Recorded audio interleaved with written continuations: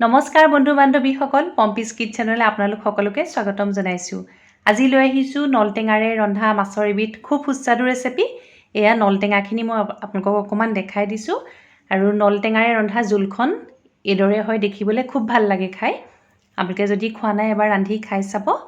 এয়া প্ৰথমে উপাদানখিনি মই দেখাইছোঁ। আলু লৈছোঁ, মাছ লৈছোঁ, কেঁচা জলকীয়া আৰু অকণমান পাঁচফোৰণ লৈছোঁ, শুকান জলকীয়া।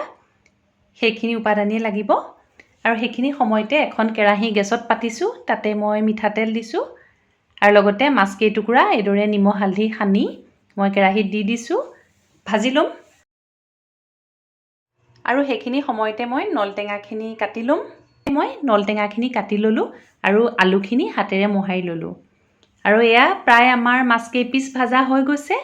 এতিয়া মাছ কেইপিচ কাঢ়ি ল'ম আৰু এতিয়া মাছৰ সেই তেলখিনিতে অকণমান পাঁচফোৰণ দি দিলোঁ আৰু লগতে শুকান জলকীয়া এটা দিছোঁ আৰু লগতে কেঁচা জলকীয়া দিলোঁ আৰু অকণমান ৰঙচুৱা হোৱালৈকে এইদৰে মই ভাজি ল'লোঁ আৰু লগতে কাটি লোৱা নলটেঙাখিনি দি দিছোঁ আৰু এতিয়া বইল কৰি লোৱা আলুখিনিও দি দিছোঁ। খুব ভালদৰে মই এবাৰ লৰাই দিলোঁ আৰু এতিয়া ইয়াতে হিচাপ অনুসৰি মই নিমখ দিছোঁ আৰু লগতে অলপমান হালধি দিছোঁ। পুনৰ এবাৰ ভালকৈ আটাইখিনি উপাদান মই এইদৰে লৰাই দিছোঁ আৰু ভাজ খাবৰ কাৰণে প্ৰায় 10 মিনিটমান সময় এইদৰে ঢাকোনত ৰাখিছোঁ।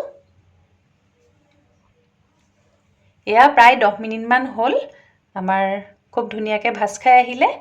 এতিয়া তাতে মই গৰম পানী ব্যৱহাৰ কৰিছোঁ। আলু আৰু নলটেঙাখিনি ভালদৰে উতলিবলৈ দিম। এয়া তাতে মাছ কেইপিচ দি দিছোঁ হিচাপ অনুসৰি। এতিয়া মাছ কেইপিচ দি এবাৰ লৰাই দিলোঁ আৰু তাতে দুটামান কেঁচা জলকীয়া এইদৰে দি দিছোঁ। পুনৰ ঢাকোন লগাই দিছোঁ। ঢাকোন লগাই আকৌ 10-15 মিনিটমান সময় মই খুব ভালকৈ উতলিবলৈ দিম। ভালদৰে মই উতলিবলৈ দিলোঁ। এতিয়া এয়া আমাৰ নলটেঙাৰে ৰন্ধা মাছৰ জোল প্ৰস্তুত হৈ গৈছে। খুব সুন্দৰ এটা জুতি। আপোনালোকে যদি খাই চোৱা নাই খাই চাব আৰু গৰম দিনত বিশেষকৈ এইদৰে টেঙা জোলখন খাই খুব ভালে লাগে। এইদৰে আপোনালোকে নলটেঙা দালিৰ লগত দিও খাব পাৰে, মচুৰ দালিৰ লগত বা মগুৰ দালিৰ লগত। মই এইদৰে আজি মাছেৰে ৰান্ধিলোঁ। এটা বাউলত এইদৰে মই পৰিৱেশন কৰিছোঁ। আশা কৰোঁ আজিৰ ৰেচিপিটো আপোনালোকৰ ভাল লাগিব।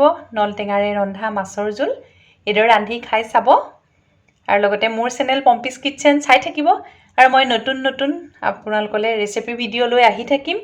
আৰু যদি মোৰ চেনেলটো এতিয়ালৈকে ছাবস্ক্ৰাইব কৰা নাই আপোনালোকে ছাবস্ক্ৰাইব কৰি দিব আৰু কাষতে থকা বেল আইকনটো প্ৰেছ কৰি দিব। আজিলৈ আহোঁ, ধন্যবাদ।